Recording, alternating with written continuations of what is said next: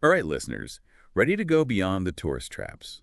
Today we're doing a deep dive into Bahrain. You guys sent in a ton of articles and excerpts, and wow, Bahrain is way more than I ever expected. It's a really fascinating place, a tiny island with this huge history and such a vibrant culture, but also they're not afraid to look ahead to the future. Yeah, I was blown away by that too. Absolutely. Especially looking into Manama, the capital city.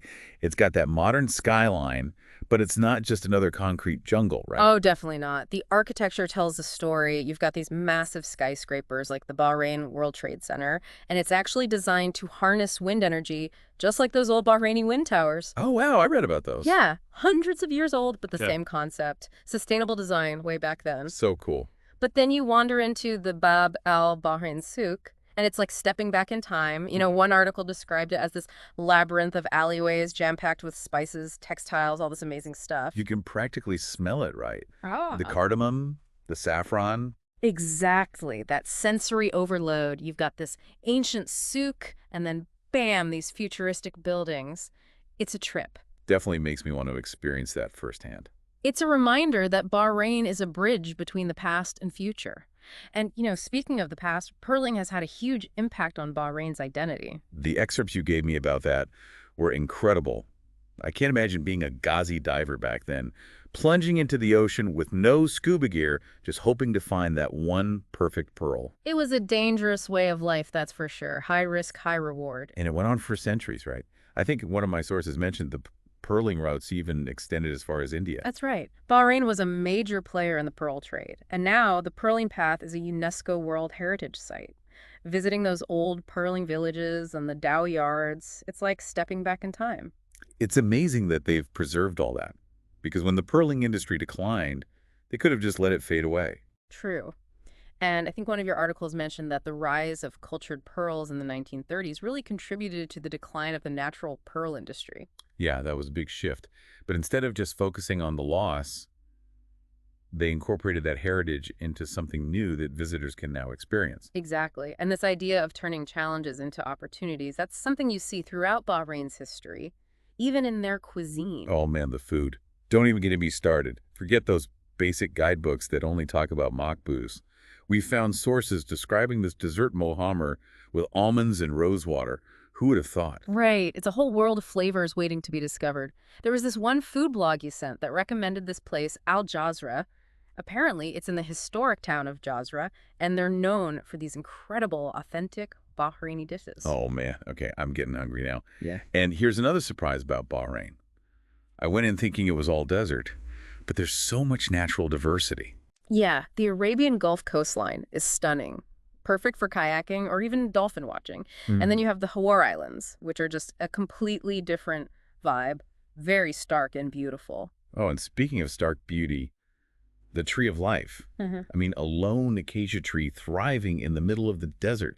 How is that even possible? It's pretty remarkable. I think your research mentioned something about how it taps into these deep underground water sources. It's adapted to survive in this harsh environment. It's like a symbol of resilience. Absolutely. Shows you what nature can do. And something else that really impressed me was Bahrain's approach to faith and religion. Yeah, that's something that really stood out in the research. Their commitment to religious tolerance is amazing. Yeah. You have these grand mosques like Al Fateh, but also churches, Mhm. Hindu temples, even Buddhist centers, Yeah. all coexisting peacefully. It's like the opposite of all the division we see in the world. Right. One of the travelogues even talked about attending an interfaith dialogue.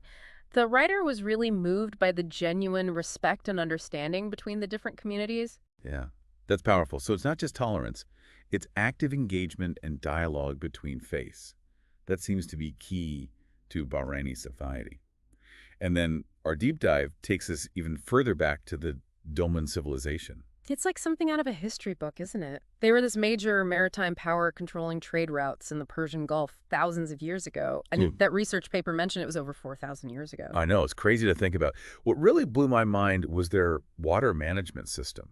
Like they had this whole network of wells and canals so they could actually thrive in a pretty dry environment. Yeah, it's amazing what they were able to accomplish back then. It makes you think about how resourceful they had to be.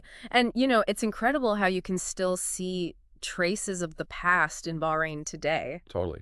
When you visit places like Khaled Al Bahrain, that's a UNESCO World Heritage Site, Yeah. you're literally walking through layers of history. You've got the Dilmun era, the Portuguese, the Persians, it's all there. And from what I read, they're doing a great job of preserving these sites, not just for like academics, but for everyone. Yeah, one of the books mentioned how they've incorporated those historical sites into their tourism strategy. So it's educational, but also really engaging for visitors. I love that approach Hmm. because it's not just about seeing, it's about experiencing living traditions too. Absolutely. I think that's something a lot of us travelers forget sometimes. We get so caught up in like checking things off the list. But the real magic is when you actually connect with the culture. Yeah. know. Yeah. There was a travel blog you sent that recommended looking for workshops where you can learn traditional crafts, like weaving or pottery. Oh, yeah, I remember that one. Imagine learning to weave from a Bahraini artisan, learning about the patterns, the symbolism behind it all, feeling the texture of those hand-dyed threads. Yeah, that's what I'm talking about. Yeah. A real experience, something you take with you. Way more meaningful than just buying a souvenir from a shop. Definitely. Speaking of meaningful experiences, I was really impressed by Bahrain's commitment to a sustainable future. Me too. I had no idea how much they were doing. It's not something you hear about every day. Right. It's usually the big developed countries that get all the attention when it comes to sustainability.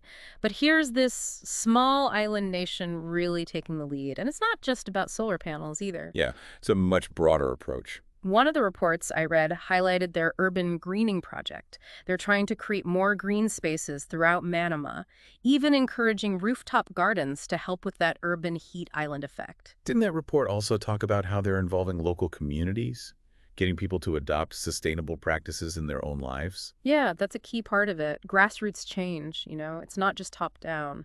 That's how you create real lasting impact. Okay, so we've covered a ton of ground here, from ancient civilizations to modern sustainability, from the bustling city to the quiet resilience of that tree in the desert. Bahrain is full of surprises. If you had to choose one thing that really stands out to you, what would it be? That's a tough one. But I think it's the sense of balance, the way they've managed to blend tradition and modernity, cultural heritage and sustainable growth.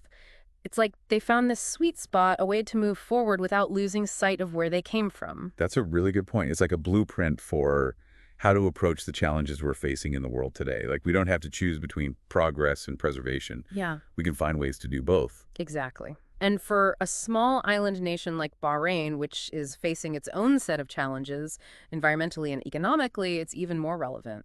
So for someone who's planning a trip to Bahrain, Yeah. what advice would you give them based on all this research? I'd tell them to go beyond those typical tourist traps, Huh. to really dig deep into the culture, see the historical sites, of course, but also look for those opportunities to connect on a deeper level. Maybe learn a traditional craft, or share a meal with a local family, or go to a cultural performance. It's about those unexpected encounters, right? The Sure. things that you wouldn't find in a guidebook. And it sounds like Bahrain is the perfect place for that kind of immersive travel. It is. It reminds you that travel isn't just about seeing new places, it's about broadening your perspective and maybe Mhm. bringing back a little piece of that Bahraini magic to inspire you in your own life. It's like that line from one of the articles, Bahrain is a place where the past whispers and the future beckons.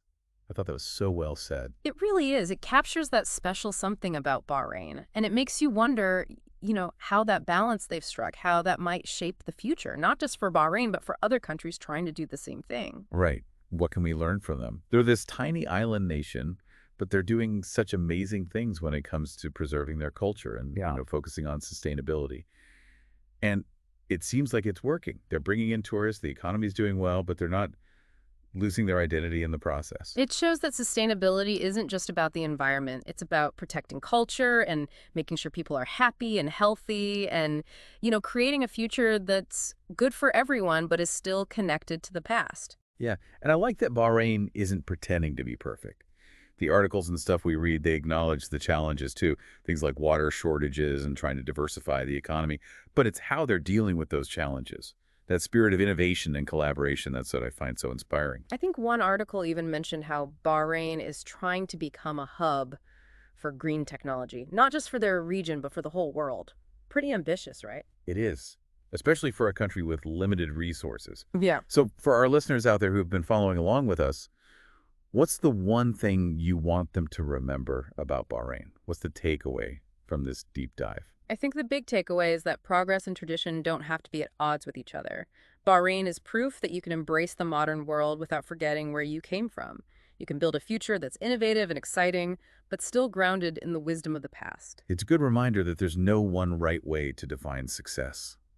There are different models for how to develop and grow, and sometimes those models come from the most unexpected places. Bahrain may be small, but the lessons it offers are huge. Couldn't have said it better myself.